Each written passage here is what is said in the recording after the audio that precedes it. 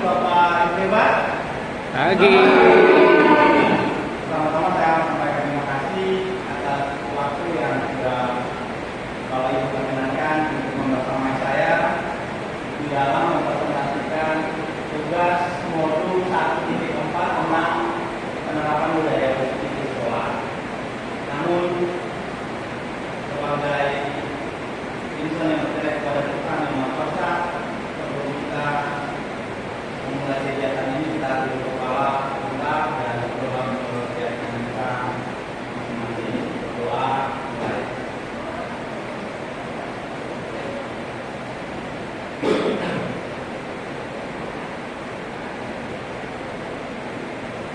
Berdoa selesai. Assalamualaikum warahmatullahi wabarakatuh. Shalom untuk kita semua.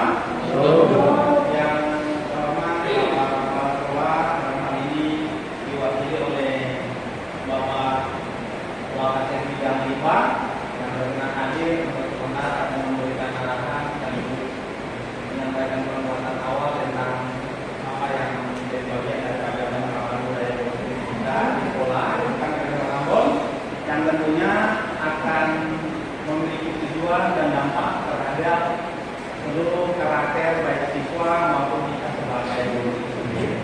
Mungkin pada kesempatan ini saya berikan kesempatan kepada Bapak Ibu sebagai perwakilan daripada Bapak Insan Kementerian untuk menyampaikan pesan kita. Bismillahirrahmanirrahim. Assalamualaikum warahmatullahi wabarakatuh. Selamat pagi, salam sejahtera untuk kita sekalian. Dalam hal ini kami mintakan oleh Bapak Kepala ini dalam rangka untuk menyampaikan materi terkait dengan yang saya sampaikan tadi, bahwa salah satu dari cara ya bagi kaum bergerak adalah menyampaikan untuk itu sesuai dengan materi yang dibawakan tentang budaya positif ini sangat bermanfaat untuk kita sekalian, bukan hanya kepada siswa tetapi kepada guru, karena budaya positif dalam mencerminkan nantinya bahwa di sekolah itu ya memiliki karakter dalam hal ini budaya apakah itu disiplin pada hal yang mana setiap hari kita berikan juga dan tanggung jawab kepada bapak ibu dan tentunya bapak ibu dari kelas. Namun dalam hal ini ada beberapa yang menjadi perhatian kita bersama, bahwa di angka materi terkait dengan budaya positif ada beberapa hal yang masih perlu perbaikan untuk kita supaya tidak maju dan juga dari program daripada bapak kita calon penggerak bapak ini. Untuk itu saya mengucapkan terima kasih atas partisipasi bapak ibu dalam memberikan dukungan dalam penyelesaian program calon penggerak angkatan 11 ini untuk atas nama pimpinan kepala SMK 4 mewakili selaku Wakasek Lisan dan Tim untuk atas nama Bapak Kepala Sekolah. Kami ucapkan terima kasih atas upaya dari Bapak Ibu selaku calon penggerak dalam menjadi kapasitas berangkat untuk menjadikan beliau sukses di dalam rangka kegiatan kami. Terima kasih atas perhatian dan terima kasih masih semangat pada malam hari ini kita buka ya kegiatan ini dengan teknik dengan saya secara kembali mengucapkan Bismillahirrahmanirrahim dan terima kasih. Assalamualaikum. Ada menunjukkan awal dengan sekolah untuk membuka bagian daripada kegiatan implementasi atau penyembatan penerapan budaya positif di sekolah. Saya kemudian Pasal calon guru penggerak angkatan 11 dari SMK Negeri 4 Ambon. Jadi intinya bahwa apa yang sudah disampaikan oleh Bapak Ibu sebagai kita sudah mempunyai satu gambaran tentang apa yang sebenarnya budaya positif itu seperti apa. Sebab yang kita tahu dan kita pahami bahwa sebenarnya budaya positif itu sudah kita jalankan di sekolah, mulai dari apa? Misalkan anak-anak sudah misalnya tepat waktu. Itu salah satu budaya positif yang menjadi pembiasaan yang harus kita tingkatkan. Kita berharap bahwa kegiatan ini juga paling tidak diikuti oleh wali kelas juga. Kenapa? Karena di situ kita akan diberi pemahaman tentang membuat keyakinan kelas. Dari rumput materi ini ada yang paling terakhir keyakinan kelas. Kenapa keyakinan kelas itu harus kita buat? Kenapa restitusi kita buat? Jadi sepintas kita lihat mungkin hal yang sepele, tapi ternyata itu menjadi satu kebiasaan yang harus kita lakukan untuk anak-anak ini. Kita dapatkan mereka tumbuh dengan karakter yang kuat, pemahaman yang baik, di situ positif yang tumbuh secara maksimal. Nah, jadi bagian daripada proses budaya positif ini sebenarnya kerja keras kita semua. Tetapi ada elemen yang paling menentukan itu juga adalah guru BP dan juga wali kelas. Nah, kalau pembahasan itu secara baik dia bisa berjalan, maka kita yakin bahwa generasi SMK yang tahun ini akan mengalami perubahan, bukan 180 derajat lagi, tapi 360 lah. Itu berarti satu proses yang maksimal pada anak-anak kita. Jadi ini yang menjadi bagian semangat saya. Nah, di dalam konsep inti dari budaya positif ada 8 bagian. Dan yang paling pertama adalah paradigma belajar. Kemudian yang berikutnya disiplin positif, nilai-nilai kebajikan, kerukunan dasar manusia, motivasi perilaku manusia, posisi kontrol guru, keyakinan kelas, dan ketiga restitusi. Ini ada materi yang sangat apa ya? Ini saya ikut hal yang paling luar biasa di sini. Dengan karakter anak-anak kita yang berbeda-beda, dengan segala sesuatu yang berbeda-beda, dengan berbagai hal yang menjadi kebutuhan belajar anak-anak, itu menjadi hal yang harus kita perhatikan. Sekarang kita mulai dengan yang pertama adalah perubahan paradigma belajar. Ternyata perubahan paradigma belajar atau pembelajaran paradigma baru di guru-guru mereka diawali dari profil pelajar Pancasila ini. Ini landasan dari pembelajaran paradigma belajar. Profil pelajar Pancasila dan Merdeka belajar. Jadi punya bagian dari pada proses ini adalah pembelajaran dengan paradigma baru merupakan pembelajaran yang dirancang berdasarkan prinsip pembelajaran berdiferensiasi. Nah, pembelajaran berdiferensiasi ini adalah satu pembelajaran yang keren, yang sekarang sementara terus ditingkatkan. Kenapa? Kata berdiferensiasi ini dia memiliki makna yang paling dalam. Gaya belajar siswa, perbedaan siswa, kecepatan belajar siswa, itu semua menjadi terakomodir dalam pembelajaran berdiferensiasi. Nanti pada proses berikutnya kita akan masuk ke dalam bagian ini mungkin dalam bentuk ini atau hal-hal yang lain, sehingga dia bisa bermanfaat bagi kita semua dan kita mempraktekkan itu di dalam kegiatan pembelajaran yang berpihak pada murid. Intinya profil pelajar Pancasila ini pembelajaran yang berpihak kepada murid. Guru tidak bisa memposisikan dirinya sebagai pusat pembelajaran lagi, Ibu. Kenapa guru tidak boleh lagi memposisikan diri sebagai pusat pembelajaran?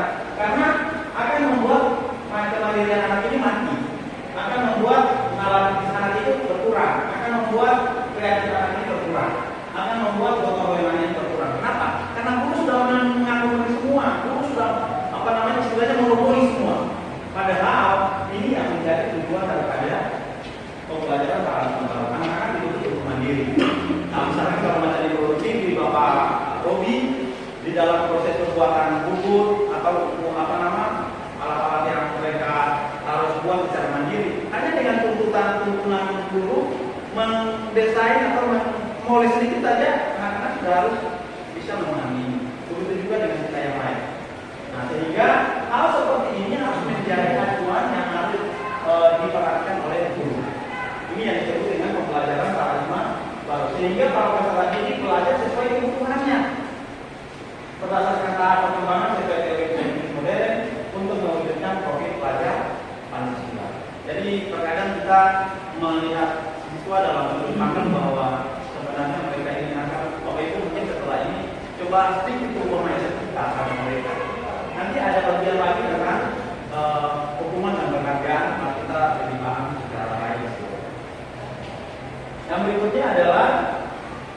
miskonsepsi tentang teori kontrol. Terkadang kita sebagai guru terlalu mengontrol atau merongrong ya. Sepertinya bahwa kita ada di dalam posisi yang bisa menguasai siswa. Ini satu hal yang harus kita perhatikan. Akhirnya apa? Karena kita berpikir bahwa guru menjadi pengontrol siswa, muncul seperti itu. Ilusi guru mengontrol siswa, mengontrol murid. Dan itu seakan-akan menempatkan diri sebagai penguasa atas siswa. Untuk bisa berbuat apa saja untuk siswa, padahal sebenarnya tidak. Itu guru yang berlebihan di dalam ilusinya. Jadi sing salah kalau kadang studi, kadang hukum, kadang suruh anak jalan. Padahal sebenarnya kalau kita telah lebih dalam terhadap kebutuhan dasar manusia, anak hanya kebutuhan ada. Kemudian ilusi bahwa semua penempatan tersebut efektif dan bermanfaat. Nah, kadang potong bilang anak seperti ini akan bermanfaat, tapi tidak sesuai dengan mereka punya kebutuhan pelajar. Kemudian ilusi bahwa kritik dan membuka rasa atau membuat rasa bersalah mampu membuatkan karakter seseorang kadang tekan sini pemalas, kamu jangan terlambat. Seakan-akan bahwa dulu siswa ada dalam posisi paling salah. Mari setelah ini kita merefleksi, kita menjadi diri kembali, refleksi kembali. Sebenarnya ada di bagian mana? Terkadang membuat anak ini, membuat mereka itu seakan potong tekan dong itu supaya dong karakter itu bisa baik. Potong tekan dong supaya potong dong karakter ada tidak. Nanti kita lihat lagi di bagian lain tentang supaya anak-anak bisa menilai. Kemudian ilusi bahwa orang dewasa akan memaksa, itu kan? Kadang potong paksaan semua. Terkadang kita tidak menyadari bahwa sebenarnya kita sementara tekan anak, sementara paksaan. Ya kita setelah belajar ini kita menyadari bahwa ternyata selama ini membuat ini terkadang hal yang keliru. Nah, yang paling kita respon ini dan terus kita bawa di dalam setiap presentasi itu setiap waktu dan pagi itu anak-anak ada di dalam doa bersama itu satu hal positif. Kenapa? Karena yang tadi profil pelajar Pancasila, akhlak itu sudah mulai. Nah, tinggal bagaimana kita masuk bersama-sama untuk bisa membangun mereka punya karakter. Itu miskonsepsi. Nah, sekarang mengubah stimulus respon yang tadi ke teori kontrol. Ini ada macam nih. Realita kehidupan kita sama, padahal tidak. Ya, stimulus responnya itu realitanya kita punya kehidupan sama, padahal di sana realitanya kita berbeda. Yang tadi kita bawa tadi, bukan kita membawa kita punya diri ini sama dengan siswa atau padahal itu berbeda. Dan siswa punya cara atau siswa punya karakter juga berbeda. Nah, semua orang melihat hal yang sama di sini, teori kontrolnya setiap orang memiliki gambaran berbeda. Itu saja sudah bertolak. Dan selanjutnya kita mencoba mengubah orang agar berpandangan sama dengan kita. Kontrolnya bahwa kita berusaha memahami pandangan orang lain tentang dunia. Jadi ketika kita bahwa kita punya pandangan yang bersama dengan siswa, padahal mungkin siswa punya pandangan, bukan kita punya pandangan adalah bagaimana kita melihat kita punya dunia ini berwarna. Bagaimana kita lihat kita punya masa depan ada di sekolah ini lebih daripada yang mungkin bapak guru perhatikan. Nah, tinggal bagaimana kita sebagai guru memoles mereka, menuntut mereka. Pembelajaran yang diarahkan melalui keadaan dewantara itu guru sebagai amon. Guru sebagai amon. Amon artinya apa? Hamba. Berarti kita belajar kita menghamba kepada murid. Makanya pembelajaran itu menjadi berpihak kepada murid. Bukan berarti betul saya kasih hukuman, ada nanti kita masuk ke bagian itu ada. Bukan berarti kita ada konsekuensinya. Tetapi kita menuntut anak untuk menemukan mereka punya kodrat. Kodratnya ada dua, kodrat anak, kodrat alam, kodrat taman. Kodrat alam ini mereka bawa di dalam minat mereka, bakat mereka yang harus sebagai guru mendorong itu untuk bisa diwujudkan. Nah, salah satu yang kemarin adalah Pejas bisa mencapai hal itu, itu luar biasa, itu satu hal yang positif. Dan ini menjadi bagian mungkin dari perhatian kesiswaan maupun BP untuk mengasah dan menunjukkan potensi. Sedangkan kalau kodrat sama, atau saya bisa batasi anak-anak terhadap perkembangan sama. Masing-masing punya gadget. Tapi sebagai guru, gadget itu dimanfaatkan untuk apa? Guru membuat pembelajaran yang melibatkan kemandirian dan inovasi. Otomatis guru tidak boleh menutup kemungkinan ketika ada materi yang menyangkut dengan inovasi di dalam penggunaan gadget, dipakai. Misalkan kalau anak-anak dibuat cerita, suruh buat cerita tentang tempat wisata, khusus misalkan itu bahasa Inggris tuh, carilah objek wisata di situ dan ceritakan di dalam bahasa Inggris yang tidak diterjemahkan sesuai dengan bahasa sederhana, namun bisa mengakomodir apa yang dilihat itu. Makanya gadget itu berfungsi. Jadi tidak semua gadget itu dipakai dari awal sampai tidak, tapi bagaimana difungsikan. Misalkan juga olahraga, jadi setiap, makanya Bapak Ibu sementara pembakaran itu yang matematika punya buat proses pembelajaran yang dia berpihak kepada murid dengan memanfaatkan teknologi. Ya, akhirnya mau tidak mau kita harus memfasilitasi dengan data. Tapi itulah guru yang tadi punya proses itu menghamba kepada murid. Guru menuntun, guru mengarahkan sesuai dengan mereka punya kodrat zaman itu. Nah, ketika mereka asik dengan itu pasti ya sedikit mereka akan berubah dari karakter mereka yang merugikan kepada karakter yang positif. Orang lain bisa mengontrol saya, ternyata hanya Anda yang bisa mengontrol diri Anda. Tadi di simulasi yang tadi bersama siswa, Bapak Ibu pegang tangan seakan-akan ini ada emas di dalam tangan ini. Coba disuruh buka oleh orang lain, tidak mungkin karena ada sesuatu yang berharga dan tidak mungkin akan saya buka. Yang bisa buka adalah diri saya sendiri. Artinya apa? Penguasaan terhadap kontrol kita dan terhadap kontrol murid itu ada dalam kita dan kendalinya juga ada pada murid. Ini bagaimana kita membawa bagian-bagian yang dianggap penting dan bermanfaat bagi murid itu. Saya bisa mengontrol pemaksaan ada pada saat rujukan gagal. Ternyata kolaborasi dan konsensus menciptakan pilihan-pilihan baru. Nah, kadang itu paksa anak supaya anak bisa berbuat seperti itu. Padahal ternyata kata kolaborasi ini bisa menjadi bagian yang mendapatkan solusi. Jadi kolaborasi artinya bahwa mungkin Bapak bisa, tapi bisa panggil PPDK untuk bantu menyelesaikan masalah ini. Atau bisa kembali ke siswa. Artinya ada kolaborasi atau untuk dengan wali kelas atau dengan orang tua. Nah, itu yang disebut dengan kolaborasi. Nah, kolaborasi itu kita dengar ketika kita ulang tahun sekolah kemarin ya. Ada 2 kali kata kolaborasi. Yang pertama oleh Bapak Kepala Sekolah dan yang kedua oleh Ibu Wakaf Guru. Artinya apa? Mulai dari situ kita bergerak dengan satu perpaduan antara elemen sekolah, warga sekolah untuk mendukung kemajuan karakter anak menuju kepada budaya positif yang akan terpraktek di dalam lingkungan sekolah kita. Yang berikutnya, apa sesungguhnya arti dari disiplin? Atau semua bisa paham? Kira-kira disiplin ini. Nah, kalau di dalam keterangannya bahwa dalam rangka menciptakan lingkungan positif, salah satu strategi yang perlu kita tinjau kembali adalah penerapan disiplin di sekolah. Apakah telah efektif? Apakah masih perlu ditinjau kembali? Nah, berarti dari kesiswaan, dari kita semua ya. Tapi yang paling berperan setiap pagi itu kan kesiswaan itu.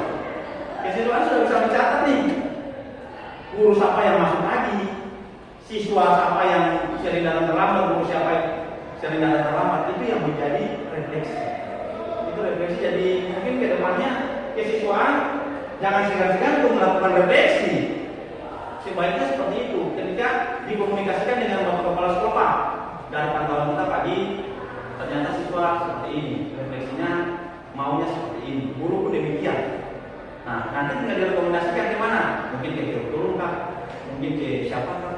Supaya pada akhirnya kita melihat disiplin ini sebagai satu hal yang bisa mengubah tatanan dan budaya positif yang ada di lingkungan sekolah. Sehingga disiplin positif itu dia dapat bermakna dan dapat mencapai satu hal yang berharga kepada semua warga sekolah. Yang berikutnya, bagian-bagian dari disiplin positif. Bapak masih bahasa ini. Kalian bisa bacakan kan? Minta tolong di kaitannya. Benci sejajar nih. Di kaitin bacanya begitu ya, Menya? Disiplina. Ya. Disiplina ini kalau tidak salah dari bahasa Latin ya. Ya. Artinya bahwa belajar. Mengacu pada disiplin diri yang memiliki tanggung jawab. Jadi ternyata disiplin itu tanggung jawab, bukan disiplin itu dibuat tapi tanggung jawab, di mana apa yang dilakukannya berdasarkan nilai-nilai yang diyakini. Nah, ketika betul yakin bahwa betul melakukan sesuatu ini baik kok, anak-anak betul lakukan. Tadi yang bertanya di siswa yakin bahwa bolos itu sesuatu yang benar, salah, temukan solusinya sendiri. Yakin tidur di kelas berdasarkan pelajaran, mengikuti pelajaran itu sesuatu yang benar, salah. Masalahnya apa? Ternyata sering begadang malam, artinya paginya terlambat. Yang berikutnya, disiplin positif merupakan salah satu cara penerapan disiplin yang bertujuan untuk menumbuhkan kesadaran. Jadi dari disiplin untuk sadar. Wah, ternyata yang betul ini selama ini mungkin salah, mungkin keliru. Serta memberdayakan peserta didik tanpa imbalan atau penghargaan. Nah, kadang kita memberikan penghargaan kepada siswa itu sesuatu yang benar, padahal nanti akan memberikan dampak yang lebih baik juga.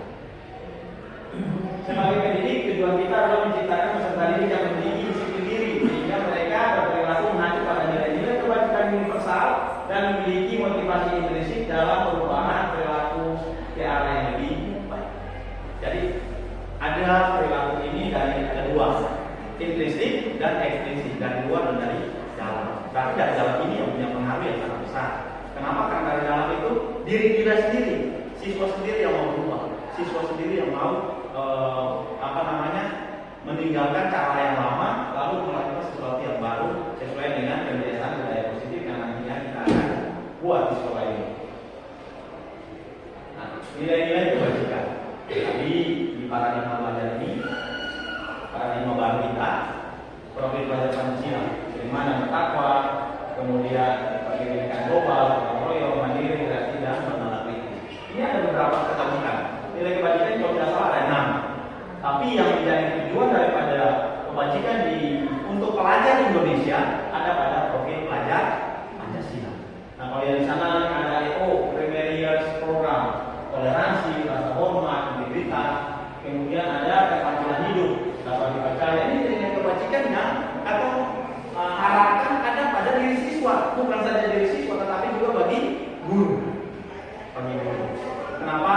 Karena guru sifatnya menuntun, membimbing anak-anak ini supaya menemukan ini nilai-nilai kebajikan dalam diri ini. Yang pertama selalu ada di dalam setiap awal masuk sekolah, bagaimana itu sudah dilakukan nilai kebajikan dan diusahakan bahwa ini harus diyakini di dalam rumusnya kehidupan. Kemudian berdiri dengan gotong royong, mandiri, kreatif, dan bernalar kritis.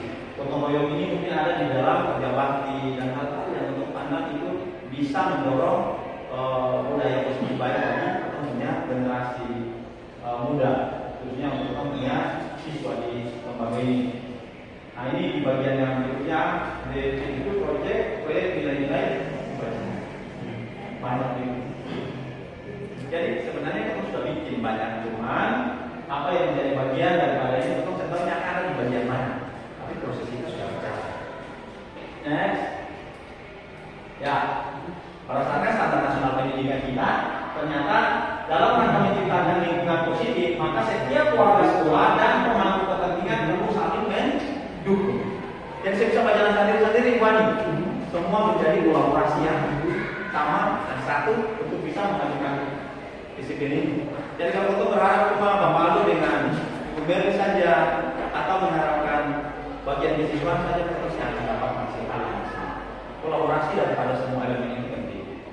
Pembelajarannya, siswa kontrol siswanya, humas kontrol humasnya, sarana kontrol, maka semua akan tercipta satu bagian yang utuh untuk mewujudkan pembelajaran yang berkualitas kepada tentunya anak-anak.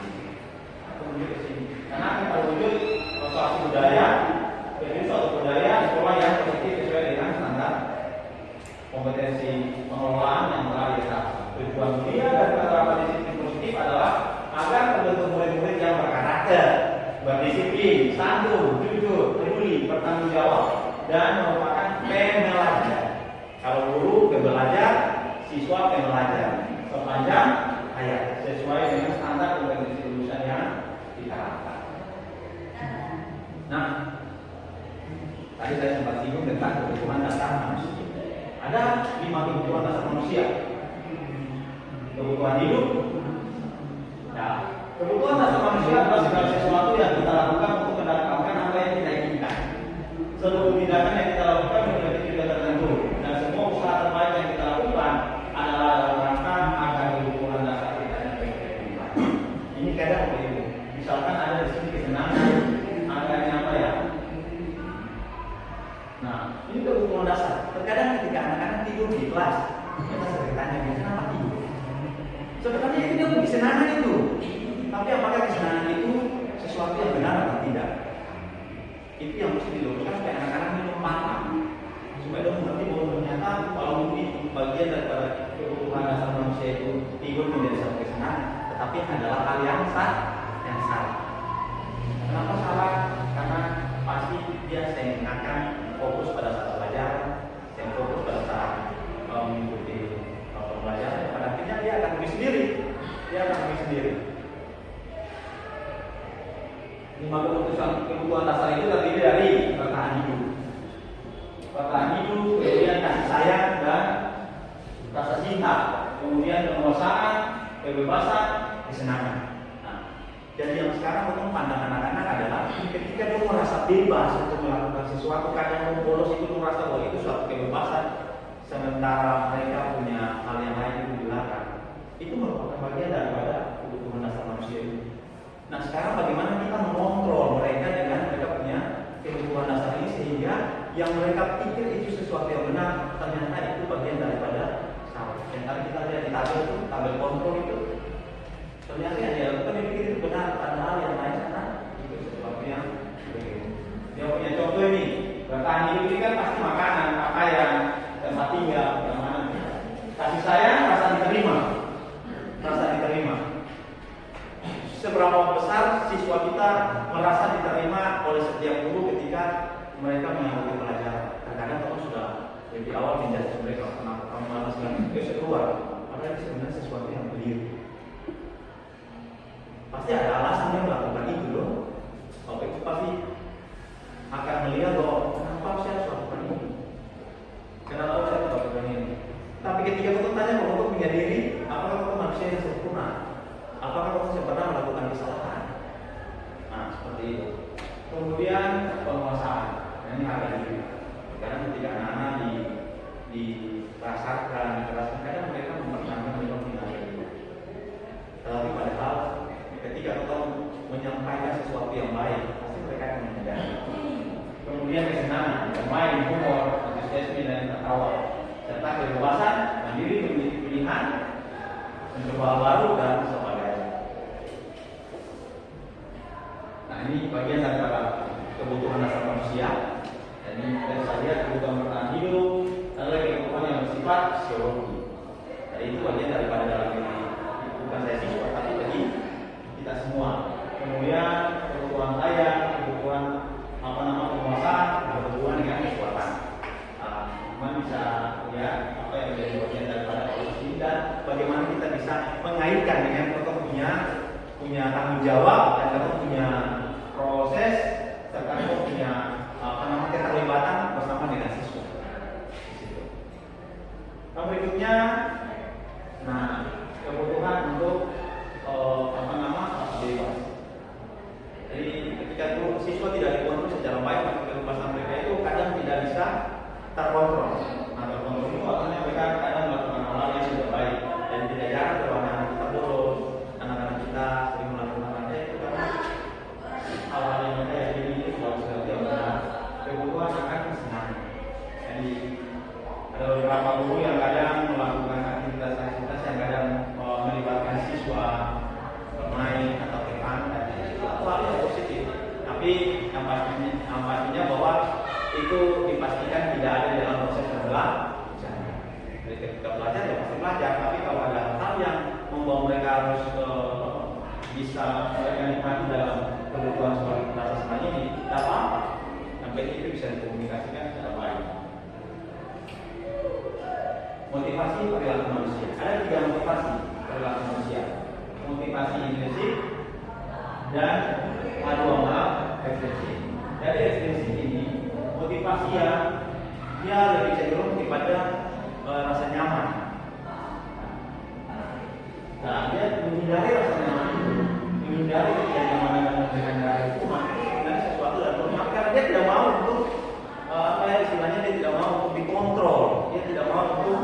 dihukum. Kemudian motivasi ekstrinsik untuk mendapatkan imbalan. Nah, yang mendapatkan imbalan ini nih yang kadang kalau membuat siswa kerja ini dapat sekian, kerja ini dapat coklat. Padahal nanti kita lihat selanjutnya, ternyata penghargaan itu sesuatu yang bagus. Dan yang paling harus ditekankan adalah motivasi ekstrinsik untuk menjadi orang yang mereka inginkan dan menghargai diri sendiri dengan nilai-nilai yang mereka. Itu yang ada dalam diri. Selanjutnya hukuman, konsekuensi dan restitusi. Hukuman tidak terencana atau tiba-tiba. Bapak Ibu guru kalau betul dari rumah kamu sudah berencana bahwa hukum siswa kasih. Yang ada tuh, yang ada. Tapi ketika betul lihat anak punya udah di sekolah, pasti betul akan habis sebagai pembuku. Entah itu dia malas yang bertugas kan. Yang berikutnya murid tidak tahu apa yang akan terjadi atau tidak jadi padahal murid masih tahu dari rumah dia tertanya lagi sekolah untuk belajar, tapi ketika terlambat dapat hukuman jalan, dia sebenarnya berpikir bahwa dia akan dapat hukuman jalan dari kepala sampai. Nah itu posisi kita sebagai pembuku. Kemudian bersifat satu arah, lalu berhukuman fisik atau psikis. Fisik itu berarti pukul, sedangkan psikis itu berarti apa ya Bapak Ibu? Psikis ini lebih garang kepada kata-kata yang kata-kata verbal yang langsung mengganggu sebenarnya dia punya rasa nyaman dan itu dihindari. Nah, memang semuanya itu ada konsekuensinya. Tapi kalau ketika kita punya kata-kata itu, apalagi ketemu pas keluar kalimat itu bersama dengan dia punya teman-teman. Jadi bagaimana untuk cara mengatasi siswa yang seperti ini kita lihat pada berikutnya. Kemudian yang konsekuensi terencana, kemudian murid tetap dibuat tidak nyaman, sikap guru selalu memonitor guru. Nah ini yang memonitor murid. Guru kadang sebagai CCTV peranannya. Dia tuh seakan-akan ruang gerak mereka itu dibatasi. Nah ruang gerak mereka yang dibatasi, akhirnya mereka mulai apa yang membuat mereka kayak rasa bersalah. Kemudian restitusi. Nah restitusi ini yang harus menjadi bagian daripada kehendak guru. Restitusinya adalah bagian yang harus guru cermati dan guru harus paham kenapa. Prosesnya kita akan mengisi bagi guru untuk memperbaiki kesalahan. Ini proses, bukan berarti proses dengan rotan tidak. Proses yang nanti kita buat supaya siswa ini pertama dia harus tahu kesalahannya, atas dasar apa dia berbuat salah, bagaimana dia menemukan solusi dari kesalahannya. Intinya siswa dapat mencari jalan keluar untuk masalahnya sendiri. Itu yang disebut dengan restitusi. Dan berikutnya adalah proses kolaboratif. Paling lagi itu kolaboratif. Yang tidak organisasi sendiri, apalagi kalau tidak mampu berarti ada BP. Kalau tidak mampu lagi ada balik kelas. Mari kita review bersama. Kalau tidak mampu lagi kita panggil orang tua supaya ada dalam satu diskusi tentang keberadaan anak kita ini seperti apa. Kita libatkan ke siswa, mari kita lihat supaya anak-anak ini bisa tahu dan menyadari bahwa ternyata ini orang tua juga bisa tahu sehingga posisi kontrol orang tua yang ada di rumah mereka dapat maksimal. Itu yang disebut dengan restitusi. Ini yang bagian nih. Identitas gagal artinya kita ada dalam posisi ini. Identitas gagal sebagai pendukung, identitas sukses, konsekuensi dan restitusi.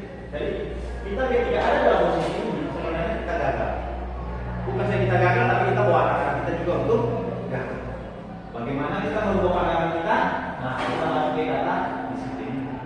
Disiplin ini maka ada konsekuensinya, ada restitusi. Restitusi ini lebih cenderung kepada menuntut siswa menemukan dan bisa menyelesaikan masalah. Ada pertanyaan-pertanyaan normatif dari restitusi ini yang menuntut siswa untuk bisa menggali dia punya yang ada dalam diri dan dia bisa menyelesaikan itu. Ya, ini bisa lihat sendiri sesuatu yang menjadikan harus terjadi pada konsekuensinya, sesuatu harus terjadi, restitusinya dia harus apa pilihannya. Oke. Kemudian netral, negatif, netral, positif. Nah, netral ini yang tadi ada di konsekuensi. Nah, netral berarti ada di konsekuensi ini. Sedangkan bagiannya adalah lakukan apa yang saya katakan. Seperti guru kadang menyampaikan kalimat-kalimat seperti itu. Padahal di bagian positifnya adalah apakah hal ini yang sesungguhnya ingin kamu lakukan? Apakah bolos itu sesuatu yang ingin kalian lakukan? Apakah tawuran sesuatu yang ingin kalian lakukan? Apakah buang sampah di sepanjang koridor sekolah itu apa yang ingin kamu lakukan? Kan tidak seperti itu, karena keadaan saja yang mereka. Tapi ketika kita bawa satu keyakinan kepada mereka bahwa yang dilakukan itu adalah salah, pasti mereka akan buang. Kemudian yang berikutnya mendorong lebih positif, lalu konsep dari diri sendiri. Konsep dari diri sendiri. Nah, menurut Alifon, penghargaan maupun hukuman adalah cara-cara mengatur perilaku seseorang yang menghancurkan potensi.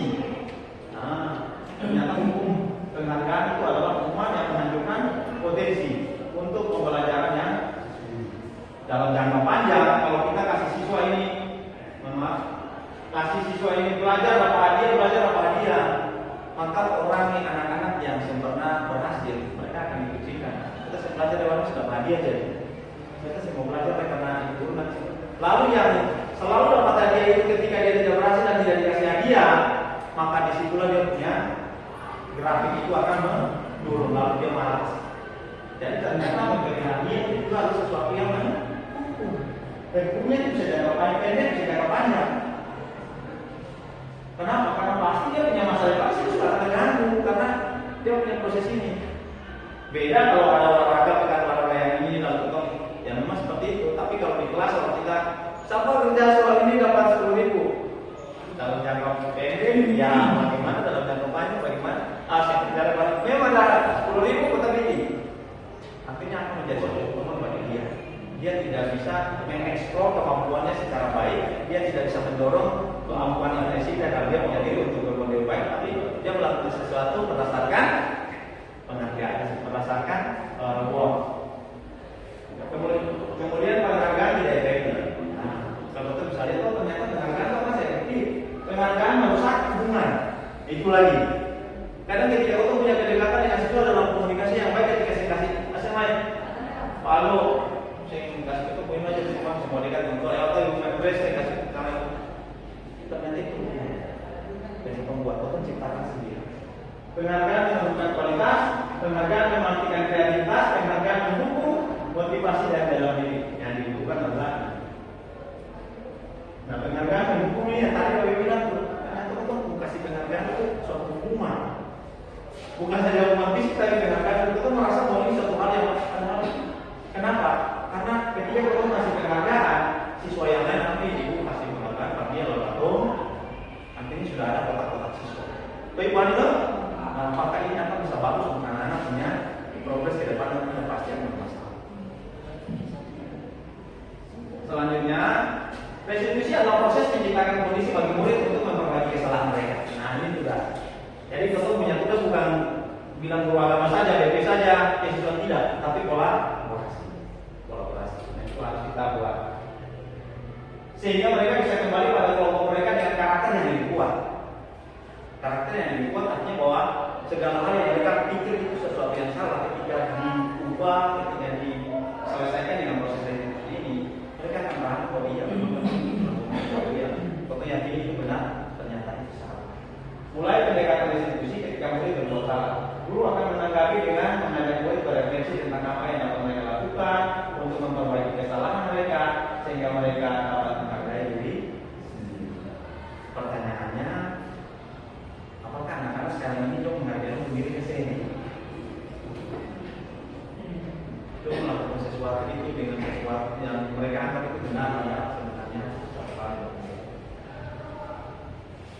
Ciri-ciri restitusi.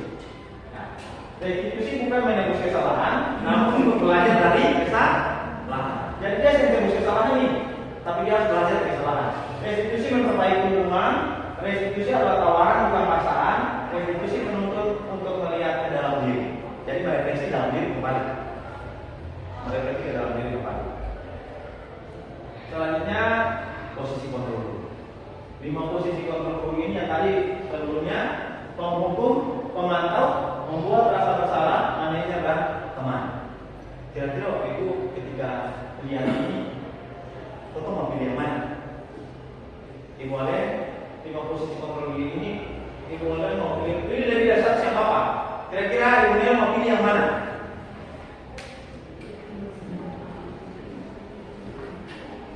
Bapak Ibu Bapak Panggi. Bapak Panggi kira-kira yang mana? Teman. Yang lain? Semua ini punya dampaknya, punya maksud ada. Kira-kira menurut Bapak Ibu, dari 5 posisi kontrol ini, Bapak Anggi tadi sudah bilang temani. Ibu G? Pemantau. Ibu Ani? Teman 2. Memori? Pemantau dan teman. Ibu Soprani? Pemantau dan teman. Ibu Ale? Manajer dan teman. Ibu Omi? Teman. Pak Ferry? Manajer dan teman. Taruh? Pemantau dan teman. Ibu Ani sudah memilih? Manajer dan teman. Dan kita lihat penghukum seperti apa, pemantau bagaimana, pembuat masalah bersalah bagaimana, teman bagaimana. Penghukum yang tadi, saya bilang, dia akan mengeluarkan 2 hukuman, fisik dan non fisik, psikis. Nah, itu sama-sama hukuman tuh. Kemudian yang berikutnya, pembuat masalah bersalah. Ketika siswa melakukan sesuatu lalu guru cuek, saya mau bicara, akhirnya guru siswa akan merasa waktu. Teman kita apa ini? Akan pernah terjadi pada kita ini? Pernah tuh? Pasti ada. Diam-diam nanti. Kalau lewat di apa nama lampu merah, nanti jangan lurus, nanti jauh ya, listrik punya itu. Nah, diam-diam nanti kita lihat. Akhirnya siswa akan merasa bersalah. Ini buku ini ada marah kapain ya, kita sedang marah kapain sampai saya bicara nih. Itu membuat masalah tanpa potong sadar, atau membuat rasa bersalah itu kepada siswa. Atau kalau dia bawa praktek lalu guru saya praktek, saya bicara. Ketika siswa menyadari itu dia akan takut. Dan guru ternyata ada dalam posisi membuat rasa bersalah. Jadi bukan siswa saja, tapi guru juga akhirnya ada dalam posisi. Yang berikutnya apa?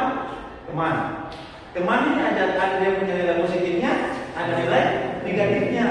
Ketika kita baik dengan siswa, selalu mendukung dia, selalu membantu dia, dan ketika hal itu diputuskan, siswa akan pulang. Guru sudah suka dengan teman. Pernah terjadi sama ibu? Akan terjadi pada teman-teman seperti itu. Yang penting ibu ada atas ini. Dua video.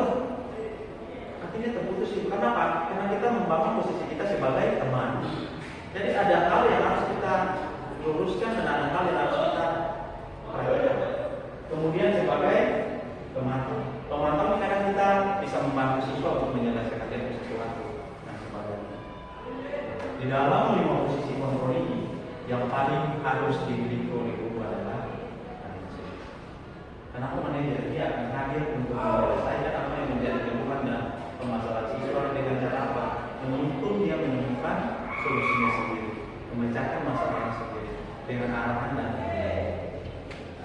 posisi ini semua ada. Sebenarnya 5 posisi ada untuk punya kehidupan semua. Makanya guru diarahkan sebaiknya posisi kontrol ini ada pada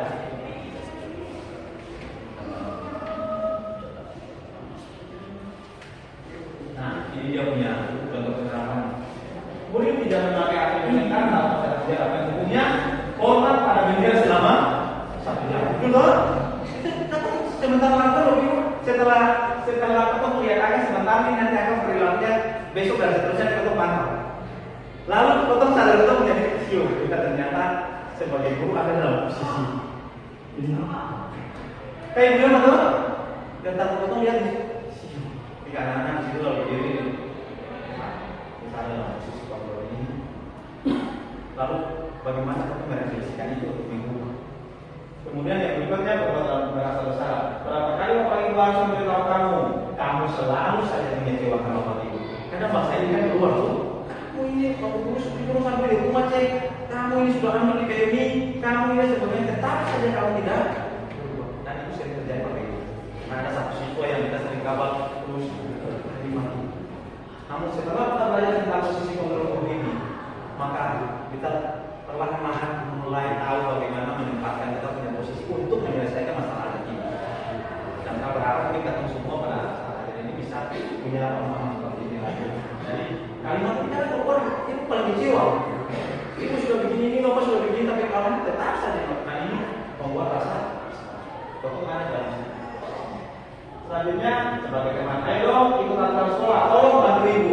Kadang teman keluar kalimat kayak ini, bantu ibu supaya ini akan dalam posisi ketemunya. Kemudian ya sudah tidak apa-apa, lain kali jangan sampai berbuat seperti ini lagi. Kalau ibu pernah keluar kalimat ini nggak sih? Ada nih, jangan lagi, jangan. Nah itu ada dalam posisi sebagai teman. Kemudian sebagai teman, kamu sudah melanggar peraturan sekolah, kamu tahu konsekuensinya. Setelah upacara kamu melihat ibu, birokrasi atau jangan diulang lagi. Atau yang lain apa? Saya sedikit tugas dong, teman-teman kalau main, pasti 3 dalam kelas kerja tugas. Kamu yang lain boleh keluar, kamu menyelesaikan. Itu kan kita punya tugas sama teman-teman. Keyakinan kita bahwa supaya anak ini dia punya tugas bisa diselesaikan. Padahal posisi kita ada di situ. Dan buat rasa bersalah sebagai pendukung dalam posisi sebagai pemantau ini, itu ternyata itu memberi dampak. Dan yang terakhir adalah manajer. Apa kamu tahu kesalahan? Nah, kira-kira bagaimana kamu memperbaiki kesalahan itu? Nah, dia. Saya tahu buat tugas ini, saya buat itu ada kesalahan tidak salah. Bagaimana memperbaiki? Nah, kita kasih suatu untuk melakukan ini. Jadi posisi kontrol ini karena dan paling menurut pantauan ibu ke bagian terminaosis itu sering terlihat anak-anak ada nah itu yang paling sering rambut ini. Nah bagaimana nanti kita membuat anak sehingga anak ini bisa menyadari kesalahan secara baik lalu kita bisa menemukan solusinya secara baik. Mungkin ada pendekatan-pendekatan bagus yang mungkin dipersiapkan dan distrategikan oleh BPPK ya, Ibu G, makanya kolaborasi ini menjadi satu paket yang usul untuk membina anak-anak ini masuk ke dalam budaya positif ya. Posisi kontrol apakah aku? Tetap posisi kontrol ada di mana nih? Jadi pertanyaannya. Ada yang bisa sampaikan. Kemudian berikutnya, nah, ayo lakukan dengan ibu ya. Ini tadi posisi kontrol apa tuh? Sebagai aman pada lari, ya kan? Kemudian yang mana lagi? Kamu tidak pernah mendapat nilai yang sedang. Kamu tidak pernah mendapatkan nilai jika tidak mendapatkan tugas. Kira-kira kita mau posisi kontrol apa di sini nih? Ya. Kemudian yang berikutnya keyakinan keras. Ternyata dari 5 fungsi kontrol itu, ketika kamu pahamnya akan dengan baik, kamu berikan anak di supaya anak-anak bisa. Mengapa keyakinan keras? Mengapa buat peraturan kelas?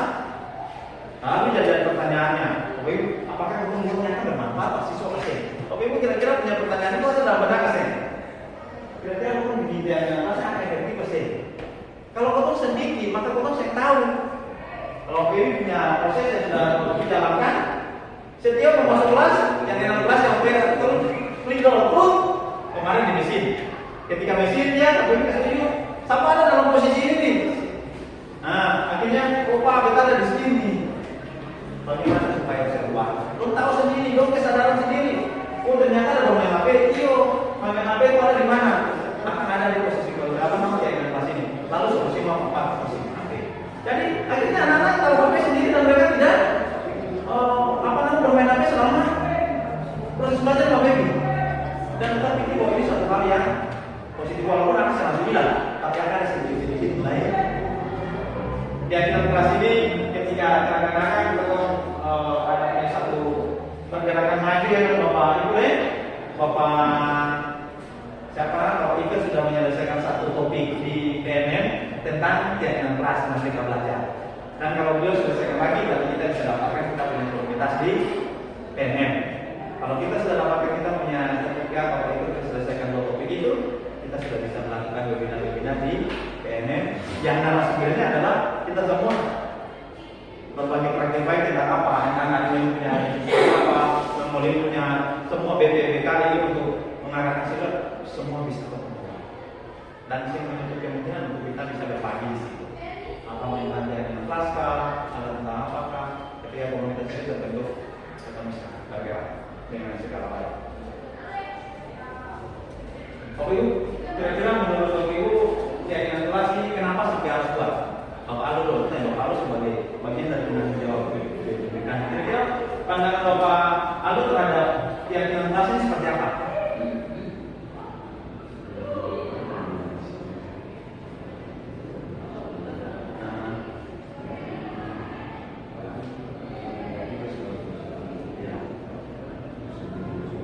Nah, itu keyakinan kelasnya. Itu yang ada. Kalau kita punya kalau bisa buat ada 6 keyakinan kelas berdasarkan 6 kelas yang kita ajarkan. Ibu kalian kira-kira menurut Ibu Ellen pandangan dengan keyakinan kelas itu penting atau tidak? Sangat penting. Kira-kira pentingnya itu di mana?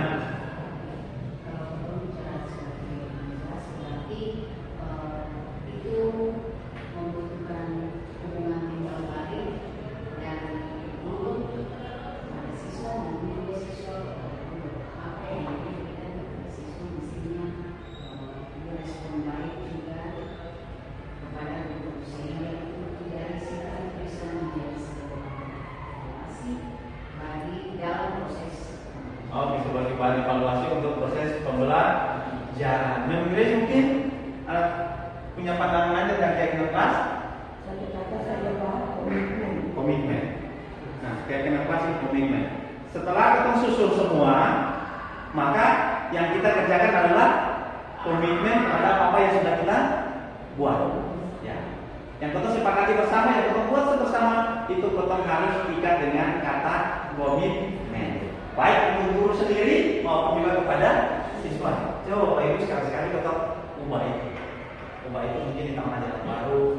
Kita berusaha dan Bapak Ibu dan semua yang ada itu tetap percepat proses di PMN itu sehingga tetap semua ini bisa berkolaborasi masing. Bisa jadi narasumber di situ, bisa jadi semua di situ. Sehingga dia punya dampak positif bagi kita dan bagi lembaga, kemudian khususnya bagi siswa ini dia bisa terwujud maksimal. Dan ada hal-hal yang bermanfaat di situ.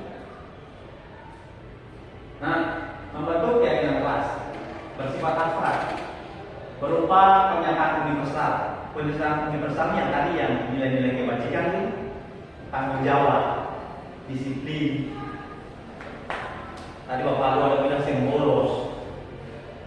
Tadi Bu Alen bilang supaya ada hubungan timbal balik baik bagi guru maupun siswa.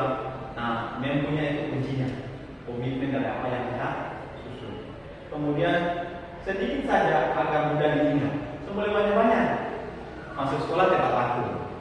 Kan 3 kata saya tahu, masuk sekolah tepat waktu 4. Tidak bolos, menjaga kebersihan, masuk dan keluar kelas selalu berdoa. Setiap masuk dan keluar pada saat ada guru minta izin. Itu kebiasaan-kebiasaan positif atau keyakinan kelas yang kalau terus diterapkan, kita yakin anak-anak pasti punya pandangan ini. Dan kita lihat dari beberapa 2 kali pertemuan setiap kelas sudah ada perubahan ini. Yang kita masuk di mesin kemarin ada 6 orang atau 4 orang pertama yang kemarin sudah banyak dan mereka sudah paham betul dengan keyakinan kelas siapa. Ketika itu bulan 71, Pak kasih keyakinan kelas, oh iya sudah. Dan juga di DKV maupun di pendingin yang tadinya masuk tidur, tapi masuk tidur semua, tapi masuk sudah tidak lagi ada. Woi, keyakinan kelas kita tahu tuh, teman sendiri yang bilang kasih ingat. Iya, kemudian maka lakukan. Dan kalau itu jadi kebiasaan positif, itu jadi budaya positif yang sangat bermanfaat. Semua warga sekolah kelas dilibatkan saat membuat keyakinan kelas. Warga sekolah itu siapa? Nah, bisa saja pada saat hati bisa ketemu mendorong untuk guru atau untuk kepala sekolah bagaimana sama-sama kita menyamakan persepsi tentang keyakinan kelas ini supaya dia bisa merata untuk semua guru. Nah, paling tidak kepala kelas mengambil peran di sini. Nah, keyakinan kelas ini dia punya contoh-contoh nih. Setiap anggota kelas perlu belajar. Setiap anggota kelas perlu senang. Ini punya contoh-contoh keyakinan kelas. Kami menyadari bahwa sangat penting untuk menghormati semua orang dan barang dari orang lain. Tapi Bu, ini anak-anak semua ada di kemanaan. Bagaimana kamu bisa meyakinkan bahwa apa yang membuat itu salah dan apa yang membuat itu benar, apa yang membuat ini bisa dan sebagainya. Ini segitiga posisi. Melihat ini posisi kita sebagai guru untuk menyelesaikan suatu permasalahan siswa. Yang pertama ini adalah menstabilkan identitas. Yang kedua, validasi tindakan yang salah. Yang ketiga, menanyakan keyakinan. Ini segitiga institusi yang harus ditingkatkan, yang harus didorong untuk bisa dikerjakan oleh semua guru. Menstabilkan identitas. Terkadang ketika siswa salah atau langsung dikembang dulu di depan teman-teman. Pertama, kita stabilkan identitas. Berdasarkan prinsip membuat kesalahan adalah bagian dari proses pembelajaran. Berbuat salah itu wajar. Atau kan bilang dia itu wajar, artinya apa? Supaya anak sih merasa bahwa atau sementara ada dalam posisi menghukum.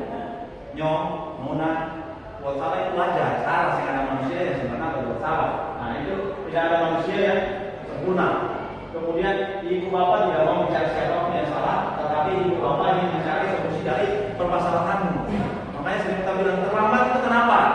Coba sebutkan alasanmu. Kenapa sampai kamu terlambat? Sering main HP malam, tidur begadang sampai itu. Lalu solusimu apa? Saya bilang boleh tidur larut lagi, boleh main HP lagi. Nah ini menstabilkan dia punya identitas. Setelah itu baru kita masuk ke validasi tindakan. Ketika dia tahu dan menyadari bahwa yang dia lakukan itu salah, maka dia akan berubah di situ. Kamu pasti punya alasan kenapa melakukan hal ini. Nah, jadi ketika ke depan ya untuk bagian-bagian yang menangani siswa, coba galikan pelan-pelan, coba tuntun anak-anak itu pelan-pelan, supaya lo bisa terbuka pada untuk menjelaskan lo punya permasalahan ini. Kamu pasti punya alasan kenapa melakukan hal ini. Kamu pasti bangga karena tidak memiliki sesuatu yang penting bagimu. Artinya mau bolos itu penting nggak sih? Penting, mau lindungi aja nggak sih? Bagaimana cara untuk menyelesaikan? Bagaimana cara keluar daripada sikap yang selalu ingin bolos itu? Kemudian kamu melakukannya karena mempertahankan sesuatu yang penting bagimu. Jadi dia seakan-akan tahu yang dia bolos itu penting. Padahal ketika kita arahkan tentang keyakinan yang dia punya, dia miliki, dia tahu maka di situ ternyata salah. Ada di mana? Ada di keyakinan pasti. Apa keyakinan pasti? Hanya keyakinan pasti yang kita tidak buat. Kayak wanita tadi bolos, kira-kira bolosnya ada keyakinan pasti ada. Lalu bagaimana? Nah dia akan menyadari sebetulnya salah. Oh kita buat sesuatu yang baik. Oh kita buat sesuatu yang seperti itu. Kemudian dari apa yang telah disepakati bersama, bila dia bagian universal yang tadi disiplin. Kalau dia bolos berarti saya menghargai guru. Saya menghargai guru di mana? Mungkin pada saat belajar lari pulang. Mungkin pada saat ini dia mengikuti, saya menghargai. Dan terakhir seperti apa gambaran sebuah kelas yang dia lakukan. Nah itu menjadi bagian daripada hal yang harus dibutuhkan dan harus dibutuhkan oleh guru. Supaya kelas kita menjadi lebih bermakna dan punya manfaat kepada kita. Dalam penerapan program disiplin positif, hendaknya guru memiliki standar kepribadian, profesional dan sosial yang baik, di mana guru mampu merefleksikan diri dalam posisi kontrol. Saat ini bagaimana perjalanan dirinya sebagai amon yang tadi waktu bilang tuh manajer nih untuk menuntun murid menjadi insan yang mandiri, merdeka dan bertanggung. Jadi posisi kita yang paling ideal sebagai kontrol, 5 posisi kontrol guru itu ada di dan jadi bos berarti akal. Hukum ya, pembuat rasa bersalah ya, teman dia, pemantau dia, tapi yang paling ideal adalah guru. Karena di sini kita bisa mengevaluasi semua hal yang ada pada guru. Oke, terima kasih. Semoga bermanfaat dan dapat dipahami dengan jelas.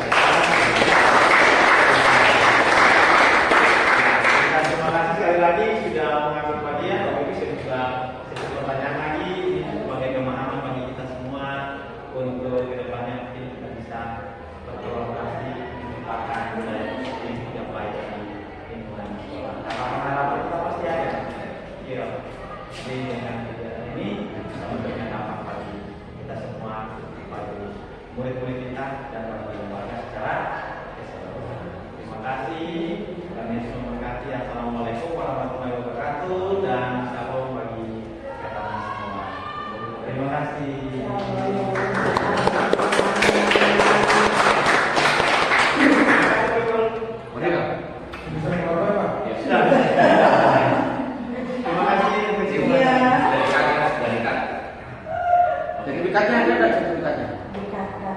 Sudah dikatakan. Oh dikat. Sekedar untuk Sertifikat. baik Bapak Ibu, yang pertama kita ucapkan terima kasih kepada ini yang sudah memberikan pembahasan terkait dengan materi budaya positif.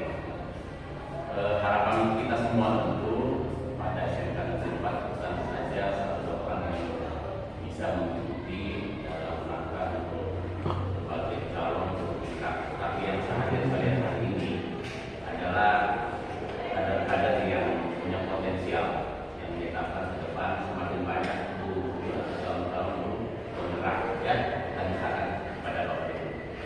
Yang kedua untuk Pak Edi sendiri sebagai masukan, ada beberapa masukan. Jadi yang pertama tadi materinya cukup bagus terkait dengan budaya positif bahwa daerah itu fokus tekankan perubahan positif apa yang terjadi dalam kelas, sehingga bukan saja Bapak Ibu tapi kita sebagai guru sebagai orang yang mengingatkan bahwa apa sih yang terjadi, perubahan positif apa yang terjadi dalam kelas. Yang kedua, jelaskan ya dengan bahasa yang mudah dipahami. Itu adalah tidak perlu bahasa-bahasa yang istilahnya adalah menggunakan istilah yang rumit dan sulit dimengerti. Itu kemudian ada interaktif ya sifatnya dari awal sampai akhir mungkin satu bertiga slide ada teman balik ya supaya jangan bosan ya. Yang keempat yang praktis lah, berikan contoh-contoh kegiatan yang diterapkan dalam kelas ya mungkin bisa ditampilkan juga dalam contoh ya. Kemudian pentingnya kolaborasi, memang berkolaborasi, ajak peserta berbagi pengalaman. Tentu dalam setiap peserta itu ada pengalamannya sendiri. Kemudian yang berikut adalah perhatikan karakteristik peserta. Kita yang sudah mengantuk, sudah bingung, sakit, dan mungkin bisa ada semacam kegiatan itu ya, kayak lebih berdaerahnya. Kemudian berikutnya refleksi penting, itu jadi setelah kegiatannya ada refleksi untuk merenungkan terkait dengan materi yang dapatkan. Dan bisa mereka siswa sekarang, guru sekarang sudah terbuka, guru mengajar, siswa sudah mencari informasi terkait materi yang kita sampaikan. Bisa saja kita, Pak, saya minta sumbernya dari sini. Kemudian gunakan media yang paling variatif, yang PPT sudah oke. Kemudian gambar-gambar hasil video. Oke. Memang tantangan kita buat kita sekarang, saya merasakan, saya sudah mengajar selalu mengajar, kemudian menyampaikan video, ya, kemudian mereka amati, ya refleksi di situ. Jadi waktu bahwa kita mengajar jam pertama sampai jam 5 itu tidak terasa. Yang pasti bermasalahnya kan pada sarana-prasarana yang belum begitu lengkap, ya. Kemudian berikut, ya tadi evaluasi diri yang tadi kita sudah sampaikan ini bentuk evaluasi diri daripada penyanyi agar perbaikan. Oke, baik siap ya. Terima kasih.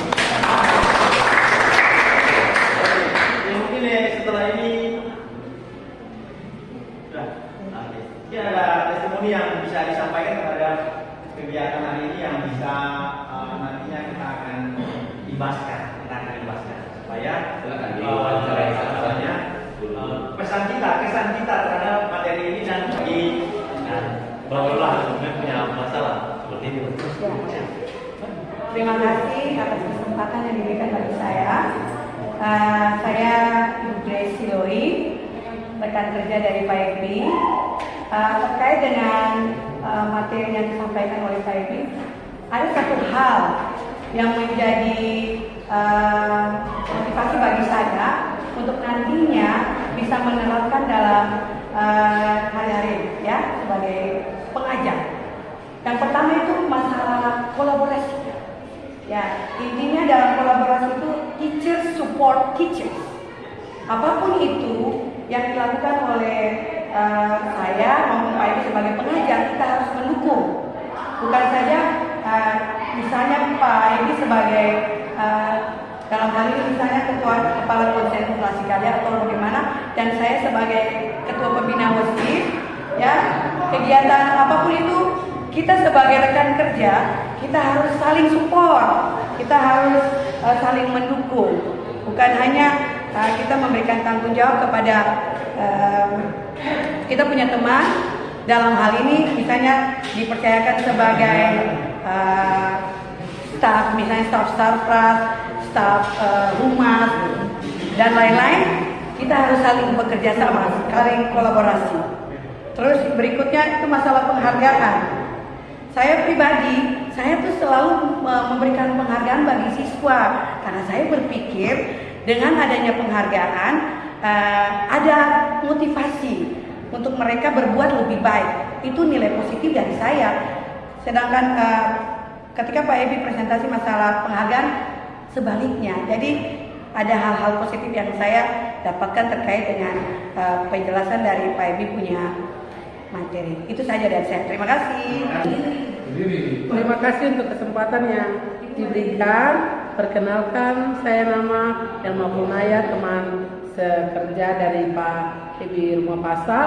Saya sangat senang karena materi yang disampaikan menarik dan memang ini menjadi tanggung jawab kami semua bahwa ada beberapa hal yang mesti menjadi kerja keras kita sebagai seorang guru, di mana bahwa ada hal-hal yang tadinya yang disampaikan ada kekurangan pada diri kami semua, karena jujur kami sebagai guru juga punya keterbatasan, kekurangan. Lewat dari materi yang disampaikan mungkin kedepannya lebih baik lagi apa yang mesti kami lakukan. Dan yang mungkin tadi yang disampaikan oleh Pak Ebi, memang saya juga sependapat dengan Pak Ebi. Saya lebih senang itu memberikan pujian untuk anak-anak. Pikir saya bahwa pujian itu memberikan motivasi kepada mereka supaya yang lain yang lihat, oh saya lagi ya, seperti itu. Sehingga mungkin agak sedikit berbeda dengan Pak Ebi, bahwa tetapi mungkin hanya materi, tetapi nantinya kita akan ke depan bisa berubah, kan sesuatu belajar itu menjadi sesuatu yang ada perubahan dalam diri kita. Mungkin itu untuk sementara. Sekian dan terima kasih. Menjadikan beliau sukses di dalam satu hal yang bisa mengubah tatanan dan budaya positif yang ada di lingkungan sekolah. Sehingga disiplin positif itu dia dapat bermakna dan kita akan masih bahasa Inggris. Cuma kali ini bisa bacakan kan? Minta tolong di kaitin ya. Menji sejajar this kaitin yang berbicara. Akhirnya guru siswa akan merasa bahwa ini kita apa ini? Akan pernah terjadi pada bahasa ini. Kalau lewat di lampu merah, nanti jangan lurus, nanti jauh ya listriknya itu. Nah, diam-diaman nanti kita lihat. Akhirnya siswa akan merasa bersalah. Ternyata ada dalam posisi membuat rasa bersalah.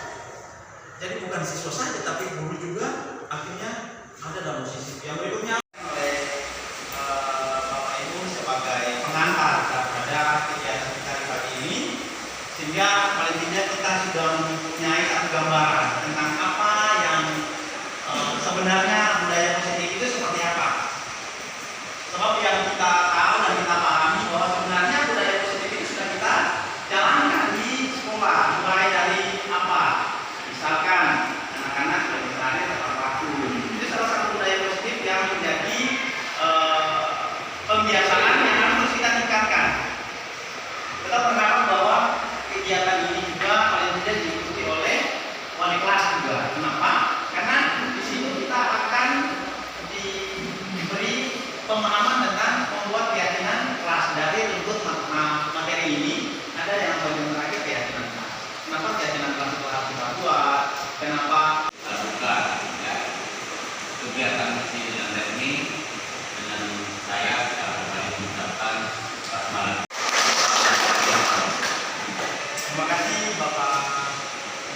sebagai bagian daripada pendidikan atau pendidikan sekolah untuk membuka bagian daripada mental nanti akan memberikan dampak yang lebih baik. Sebagai Ibu Ani, teman dua, memori, pemantau dan teman. Ibu Soprani, pemantau dan teman. Ibu Ale, manajer dan teman. Ibu Omi, teman. Pak Ferry, manajer dan teman. Baru pemantau dan teman. Ibu Ani sudah mengambil manajer dan teman. Dan kita lihat siapa yang masuk lagi, siswa siapa yang sering datang terlambat, guru siapa yang sering datang terlambat, itu yang menjadi refleksi. Itu refleksi, jadi mungkin kedepannya kesiswaan jangan segan-segan untuk melakukan refleksi. Sebaiknya seperti itu ketika dikomunikasikan dengan bapak kepala sekolah. Dari pantauan kita pagi ternyata siswa seperti ini, refleksinya maunya seperti ini, guru pun demikian. Membutuhkan hubungan timbal balik dari guru kepada siswa maupun juga siswa kepada guru. Apa yang dibutuhkan kepada siswa mestinya direspon baik juga kepada guru, sehingga itu dari situ kita bisa menjadi sebuah evaluasi bagi dalam proses. Oke, sebagai banyak yang Grace mungkin punya pandangan terkait dengan kelas komitmen. Nah, keyakinan kelas komitmen. Setelah kita susun semua, maka yang kita kerjakan adalah komitmen terhadap apa yang sudah kita buat. Ya. Yang tentu sepakati bersama, yang kita buat bersama itu tetap harus ikat dengan kata komitmen. Baik untuk guru sendiri maupun juga kepada siswa. Coba Bapak Ibu sekali-sekali tetap ubah itu mungkin ditambah jalan baru. Kita berusaha bisa jadi narasumber di situ, bisa jadi semua di situ, sehingga dia punya dampak positif bagi kita dan bagi lembaga, kemudian khususnya bagi siswa ini dia bisa terwujud maksimal dan ada hal-hal yang bermanfaat.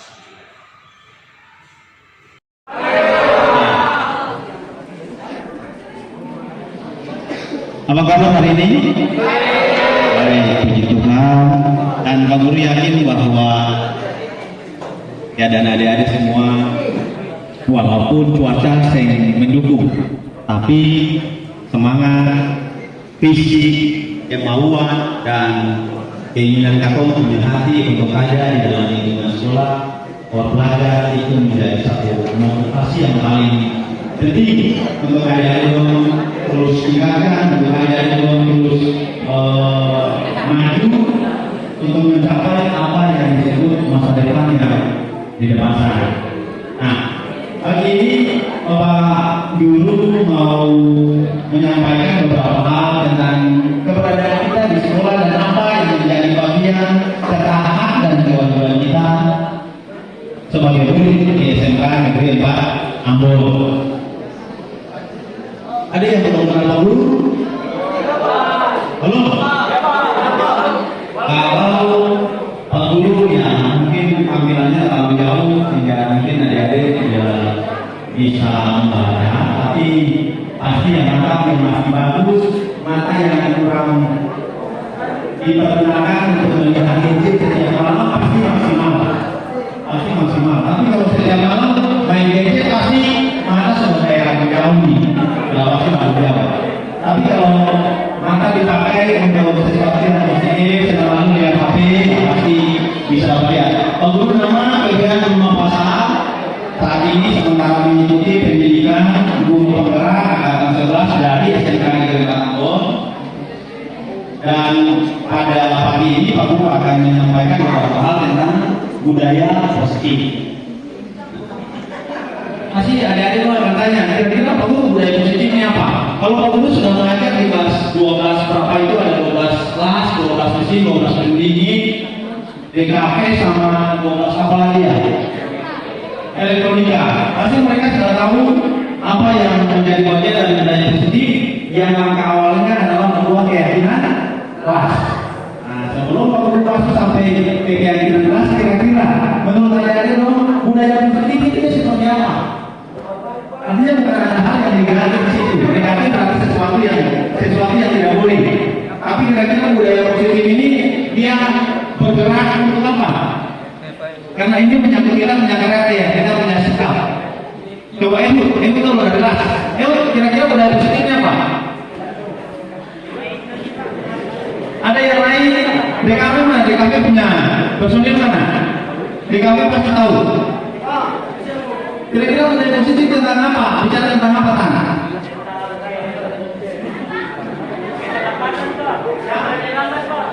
Ya, mulai terlambat ini dia punya contoh tuh. Ada yang lain lagi? Mana angkat tangan?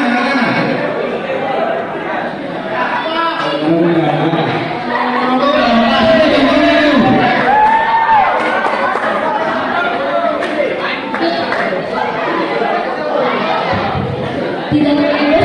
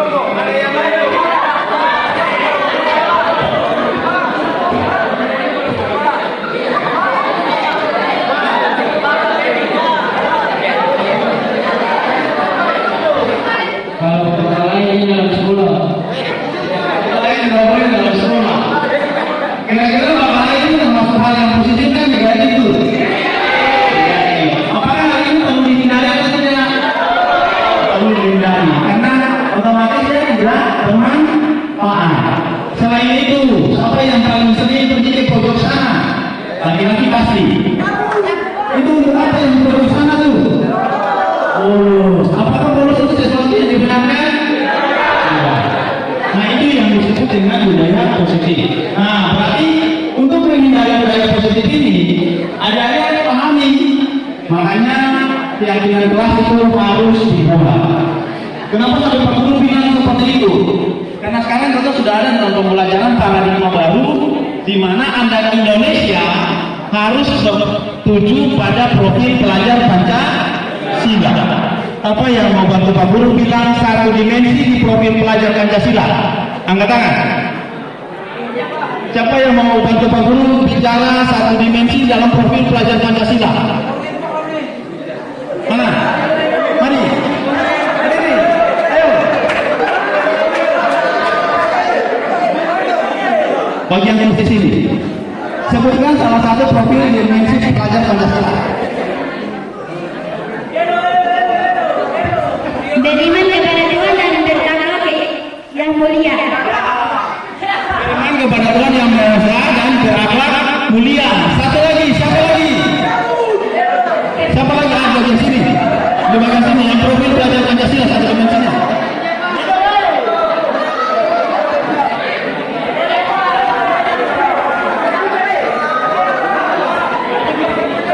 Bernalar kritis. Ada yang lain? Ada yang lain? Di bagian sini. Mandiri, Pak. Ada yang lain? Sudah tiga. Sudah tiga. Kan, maju.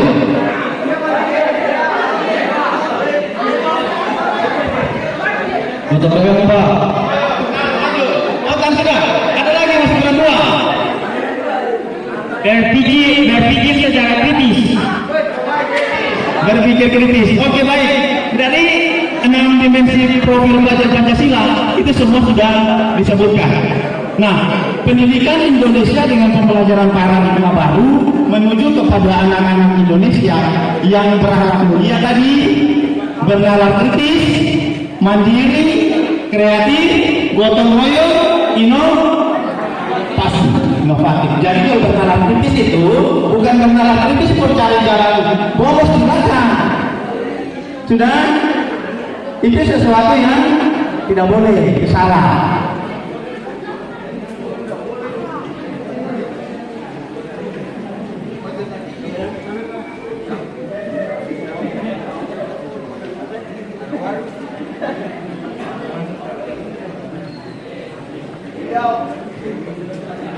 Nah, ini paradigma baru adalah profil pelajar Pancasila.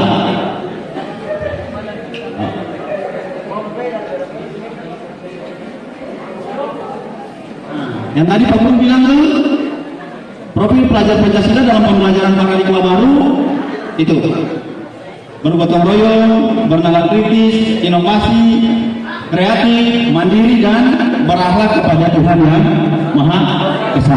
Tadi Pak Guru yakin bahwa anak-anak SMK Negeri Patambon memiliki karakter itu, cuma akan belum tereksplor secara baik saja. Selanjutnya Pak Guru akan tanyakan, kira-kira menurut adik-adik semua keyakinan apa yang ada pada adik-adik yang punya hati, punya hidup? Ya, keyakinan apa yang ada di adik-adik yang punya hati atau punya kehidupan ini untuk ada di SMK Negeri Patambon? Madam Syarul. Siapa yang yakin? Siapa yang yakin kalau dia ada di sekolah sini untuk belajar? Yang yakin saja. Siapa yang yakin dia datang ke sekolah itu untuk belajar? Siapa yang menjawab? Siapa yang yakin kalau dia datang ke sekolah itu untuk belajar? Mana? Kasih alasan.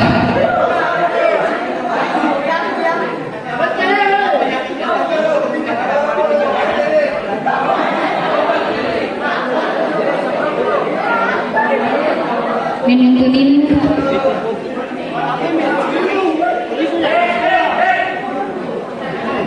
Siapa yang lain?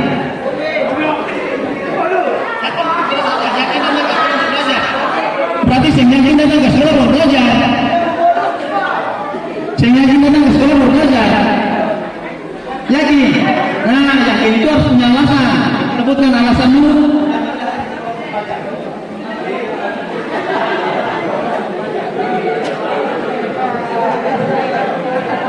Jadi masih malu-malu. Anak Indonesia kalau malu, anak Maluku kalau malu, nanti bersaing ke depan seperti apa? Mereka maju. Pak Guru harus pastikan bahwa dia yakin ketika ada di sekolah ini untuk belajar. Nah, ketika yakin ke sekolah untuk belajar, saya ada pikiran yang macam-macam. Saya ada pikiran yang keliru. Nah, dari saya ingin mengejak masa depan, Pak. Depan ke sekolah berarti belajar untuk mengejar masa depan. Ada yang lain?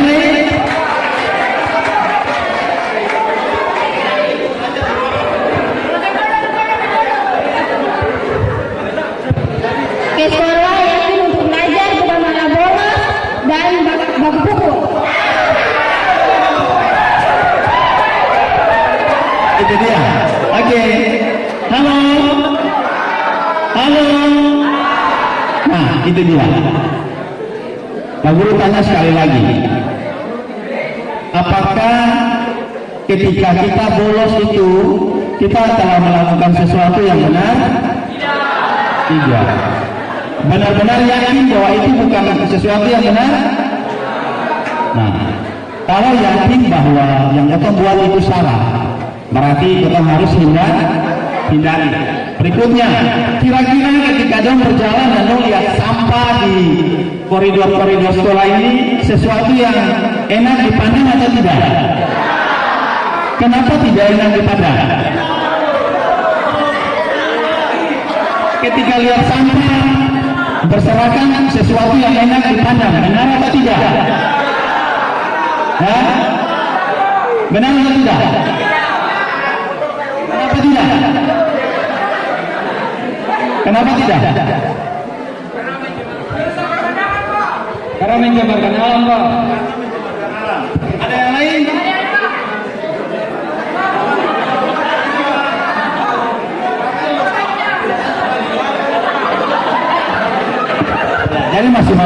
inilah kita anak yang ada di Provinsi Maluku. So malu-malu, padahal sebenarnya dia punya potensi yang ada dalam diri itu besar. Nah, apakah malu-malu itu sesuatu yang baik? Siapa yang bisa sebutkan peribahasa itu? Siapa yang bisa sebutkan peribahasa itu? Siapa yang bisa sambung malu punya peribahasa?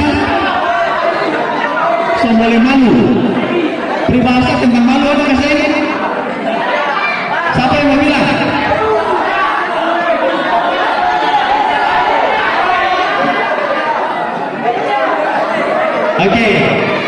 Oke, malu bertanya sisa di. Nah itu yang harus menjadi bagian yang kalian lihat. Berikutnya, menurut kalian, apakah kalau yang dulu, siapa di sini yang paling sering bermain HP pada saat pelajaran? Nah, kalau saya justice menghukum bahwa ini tidak. Tapi menurut kalian ini, saya usah jawab ribut-ribut. Angkat tangan sah. Angkat tangan saja yang berguru mau tanyakan. Apakah bermain HP di kelas itu sesuatu yang benar? Iya. Apakah kalian yakin bahwa menggunakan HP pada saat pembelajaran ini sesuatu yang benar? Salah kan? Salah. Itu artinya bahwa kalian sudah tahu kalian melakukan kesalahan. Nah, coba siapa yang mau sebutkan nama punya solusi supaya jangan HP di dalam kelas. Siapa yang mencari solusi?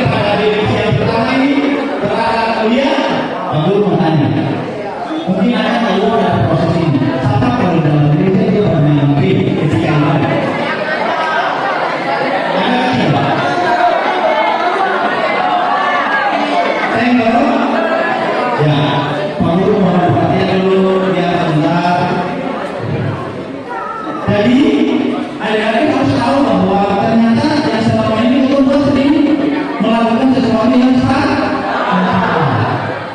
Ketika kamu tahu itu salah, kira-kira kamu mau mempengaruhinya lupa nggak sih? Nah, ambil contoh. Jujur saja susah sendiri di lama. Apa yang dalam rasa ada yang itu?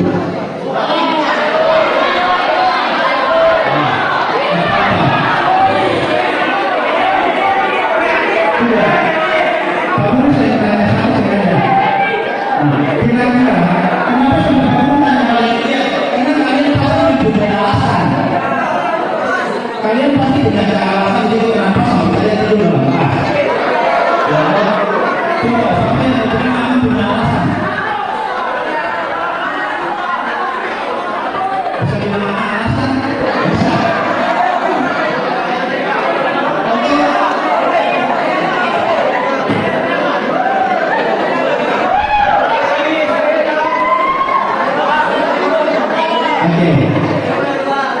Oke. Ini yang baik.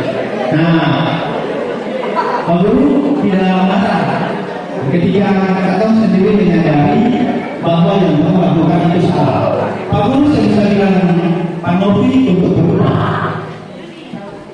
Ya, Pak Guru tidak bilang ini untuk berubah.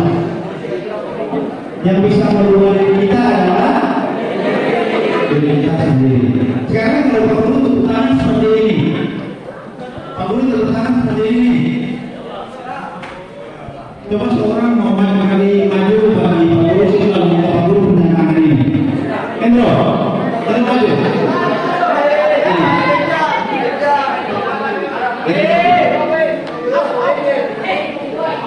Endro buka Pak Guru punya tangan. Bukan yang punya Endro bisa buka.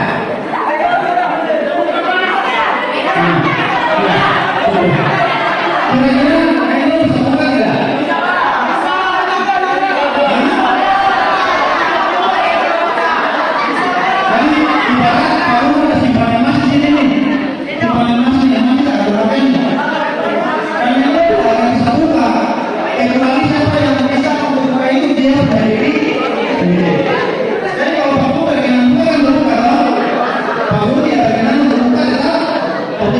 Artinya apa? Segala nilai baik dan buruk dari diri kita hanya bisa diperbaiki oleh diri kita sendiri. Jadi kalau yang ikut-ikutan rame untuk bolos pertama ikut pertanyakan anak itu punya diri. Karena sebenarnya dia hidup, tapi dia menggunakan hidup orang. Masa depan ke depan sana tidak pakai sifat tidak maksudnya punya masa depan belum bisa. Makanya Pak Guru buat itu sebagai hal yang harus kalian pahami. Mandiri, bernalar kritis, kreatif, itu yang harus dimiliki oleh adik-adik semua. Saya tahu seberapa selain yang Pak Guru ajar, apakah ada guru lain yang telah membuat keyakinan kelas di kelas kalian? Belum ada kan? Nah, berarti kalian sendiri menyadari bahwa ternyata keyakinan kelas itu memiliki hal yang sangat penting. Kembali lagi ke Pak Guru punya ucapan tadi, yang bisa merubah diri Anda adalah diri Anda sendiri. Jadi Pak Guru berharap adik-adik bisa memahami itu. Adik-adik bisa memahami itu. Siapa di sini yang tidak dan sangat terlalu yakin datang terlambat itu sesuatu yang benar?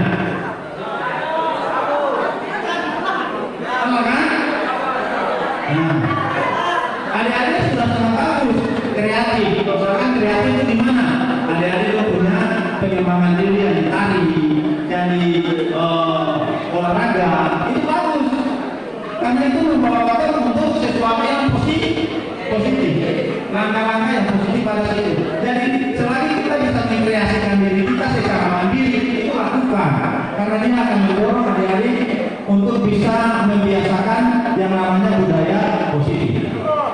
Lihat sampah di sekolah, kalau dapat lihat atau sementara makan cemilan atau makan jajan, sampah jangan dibuang sembarangan, ambil lalu taruh pada tempatnya. Itu pembiasaan yang adik-adik harus terus buat setiap hari supaya adik-adik punya kebiasaan-kebiasaan itu akan berlanjut bukan saja di sekolah, tetapi juga di rumah. Nah, oke. Dari apa yang Pak Guru jelaskan kira-kira adik-adik mau bertanya tidak tentang apa yang Pak Guru sampaikan? Pak Guru lanjutkan ini. Nanti sebentar Pak Guru akan ketemu dengan guru-guru. Setelah itu Pak Guru akan sampaikan supaya setiap guru mata pelajaran atau wali kelas membuat keyakinan kelas di kelas Anda masing-masing. Setuju? Setuju?